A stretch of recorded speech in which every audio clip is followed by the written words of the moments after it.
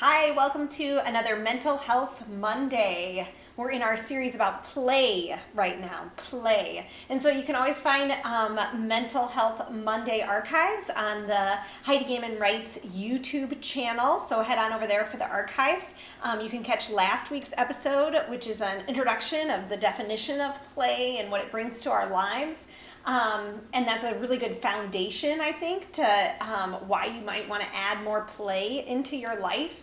And then we'll continue moving through that for the next 3 weeks. Today we're going to focus on play in kids. Of course, we can't talk about play without talking about kids, right? So the question I'd like to start with is, when you were a kid, what was your favorite kind of play? What was your favorite thing to do when you were a child? What was the place you felt the safest when you were expressing play and having fun and learning about things with toys and things like that. So tell me about your favorite way to play as a kid. I will tell you, and I think this has to do a lot with our play later in life. And play experts and researchers wholeheartedly believe this, is that our play later in life and our ability to play later in life is attached in some ways in our play as children. What we experienced as really safe and really freeing and things. And so when I think of the word play, I usually think of make-believe or pretending. I used to love to play house and restaurant and all those things where you get to kind of practice at life, if you will, but you can be or do anything you want. And that was always really, really meaningful for me. And I think about what I like to do now as play, which is, I love to watch Star Wars. I love to watch House Hunters. I like to watch cooking shows and all of those things. And it's because I like to consider what life could be like in a million different places and spaces for me. And so I think that continues to show itself, I guess, in play as an adult. I also love to swing on the swings. And when I think about the feeling of play, that engagement of play and what it brings to my life, where I lose track of time and a sense of freedom and everything, I think of swinging on swings or jumping on a trampoline. For me, that's a very physical thing, that feeling of weight lift and everything. And maybe that's why I like to get on airplanes so much. I think it's just maybe the same expression of that freedom. And I still do like to swing. I love to jump on a trampoline with my kids. I like to do those kind of physical things and get out in nature and hike and things like that. So Janet said she likes to act out Little Women with the neighbor friends when she was a kid. That's awesome, Little Women. Yeah. Fought over who got to play Beth, the one who died. Oh, that's so funny. Isn't it funny what we pick as children as part of our play? And I think you'll see from today's stuff what kids are doing with their play. Remember, the definition of play is no purpose. It doesn't have a purpose. It doesn't need a purpose. No one's putting a purpose on it. However, you'll see how God weaves in purpose, of course, into that process. And so sometimes we can kind of ruin it by looking for the purpose. So I want to encourage you not to overdo that. But let's see some of the purposes for play for kids. And that's a really good example, because I think as children, we are a little concerned about what death is and what that means. And we read about it in literature. We might see it on a show. We might lose a grandparent or a neighbor or someone at church, experience a funeral for the first time. And we have to process that. And so that's one huge thing that play does, is help us process. It's one reason why play therapy is such an effective means of therapy for children, although I do believe it's also an effective means of therapy for adults, but it gives us a space. So play therapy at its very core is a space with the right kind of toys, representation of toys, where kids can engage to act out, not directly, it's still imaginative, it doesn't have to be realistic in any way, shape, or form, but really bring up the stuff that's a thing for them and then process it and work through it and look at it in different ways and shapes and forms.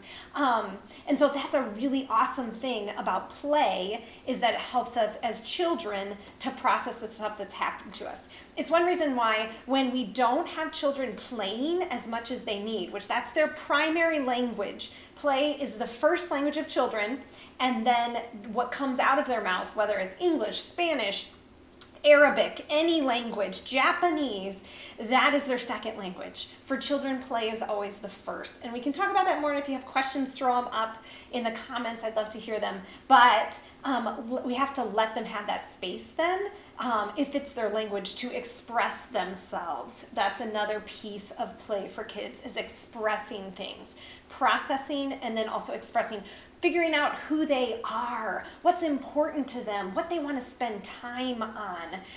And when we have kids, especially with trauma or things that are really difficult happening in their lives, and they don't have a safe space to play, then you'll see a lot of behaviors and things, especially at school. Like kids who have a hard time at home, they're going to act up at school because school is safer.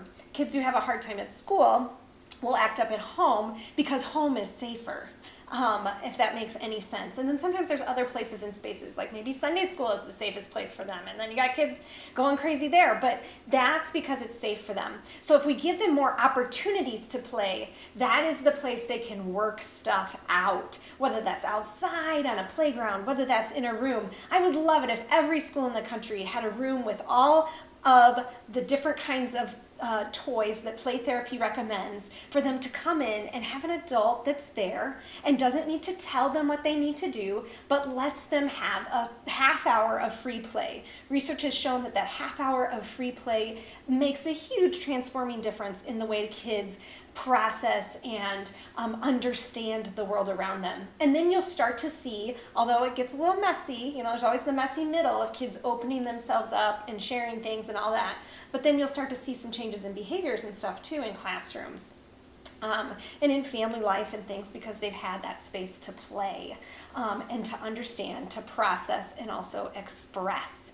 So another thing about playing kids is that it attaches and attunes. So remember last week we talked about babies being able to see their caregiver and smiling and having a reaction and maybe some cooing and babbling back and forth between the caregiver and the baby. That's a form of very early play that attaches in that relationship. It helps the infant see that they're safe, that they're going to be cared for. So this continues. It continues for all of us. Play helps attach in our relationships.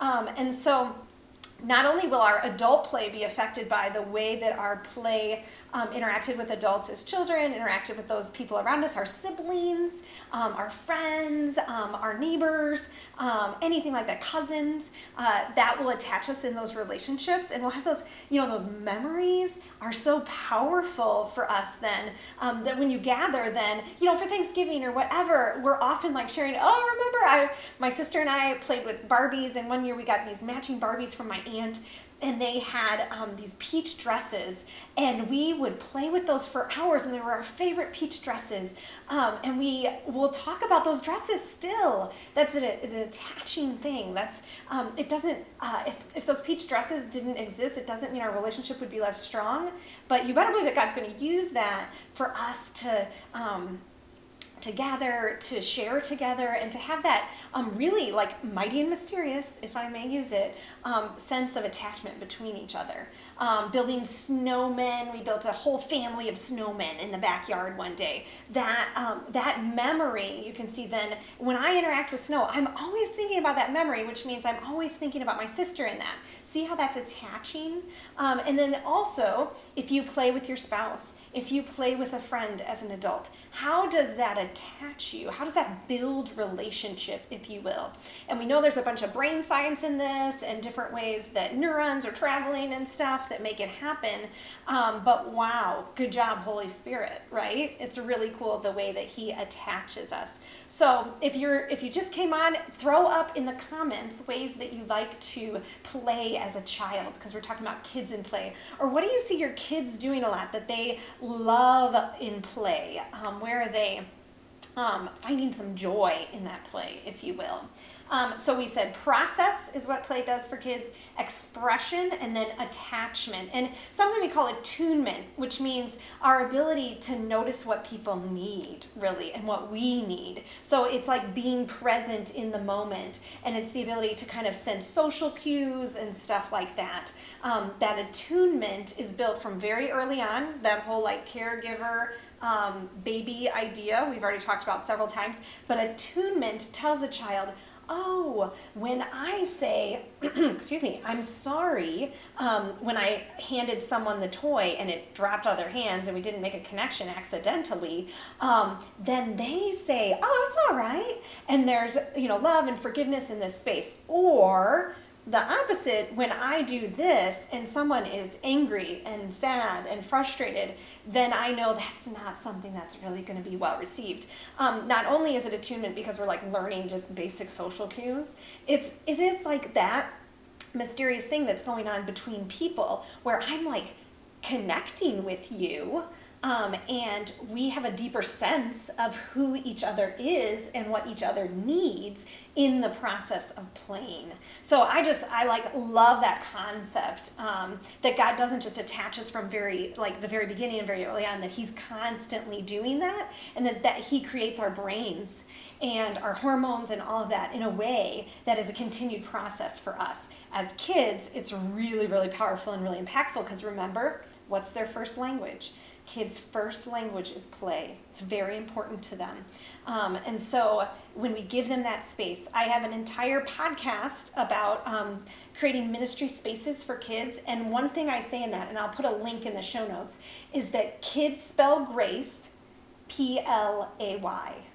So kids, can I explain grace? Can I tell them things like God's riches at Christ's expense? Can I explain forgiveness? Yes. But if I have not allowed them a safe space to experience that grace and to do it with a sense of freedom, and that they don't need a purpose in this space, but they are accepted and loved despite what they offer and give, that is grace at work. That is what attaches us to God's grace. So I need to hear about it. I need knowledge about it, but I also, attach to it in that experience of it. Erica says, my oldest would make squirrel soup, and it had acorns and grass and flowers and water in it, and it was put under the tree for squirrels to munch on. I love it. I love the connection with nature. Again, kids getting outside is so vibrant for their brains, and you can turn to all kinds of research by Googling that. But then also the care for nature. She's learning like stewardship in that, or he is learning stewardship in it. For some reason, it doesn't come to mind whether Erica's oldest is a boy or girl right now, but it doesn't matter because either one, that's an important skill and lesson. They also, that just sense of being in nature and how helpful that is for them to cope and to work through stuff in life. That will be a skill that goes forward, getting out there. It's a she. Good job, Erica. Thanks. My oldest Macy also would, they play this game called Survivor. They still do it, all of them. They're from ages 17 all the way down to 8, and they'll go outside and play Survivor and build forts and do things. And I kind of get in on it sometimes, and that's a good thing. So the last thing I want to tell you is that play in adolescence is going to look different. Yeah, is play going to look different as kids get older? Absolutely. But we don't have time for much more, and we could have another episode on play for adolescents and teens, and maybe we'll add that on at the end. Send me your vote. Do you want to hear about adolescents and teens and play? But adolescent play is just as important as baby play, as toddler play, as school-aged kid play, as 7-year-old play. We have to give our older kids especially a place to play because society certainly will not give it to them. And we know from science it's just as important. So we need to find some developmentally appropriate ways for them to play. And so we are going to work through hopefully some of those developmentally appropriate ways. And I see one vote. So keep sending your vote up if you'd like to hear more about adolescents and teens in play, and hopefully some practical ideas with that if we get into that. Next week, we're going to talk about adults in play, and especially talk about 4 or 5 arenas in which play is really helpful for adults, and what each of those arenas like really do for our mental health, our emotional health, our relational health, and all of that good stuff. So if you have any questions, feel free to throw them up in the comments here or on YouTube. Tell me your thoughts about play and kids. I want to hear from you. I think we have wisdom to learn from each other. But today, when you go out there today, just find one space to give your kids or kids you interact with, maybe at the school or at church or in your community, go to a playground and just sit quietly for a little bit and learn from the kids that are playing, because there's so much that they're teaching us. But allow a space for yourself and for the children around you in your life to play and play freely and enjoy that time of play. What is kids' first language? One more time, everyone together. Play. It's play. And remember, kids spell grace, Play. Thanks for joining me for this Mental Health Monday. I'm going to go do the same thing live on Instagram. You can always catch us Mental Health Mondays live at 12:30 p.m. on Instagram Live at Heidi Gaiman. And you can catch our mental health question of the day on Snapchat at Heidi Adventures. Always catch the archives on Heidi Gaiman Writes YouTube channel, and check out the mental health page in the meantime at HeidiGaiman.com. I'll see you next time.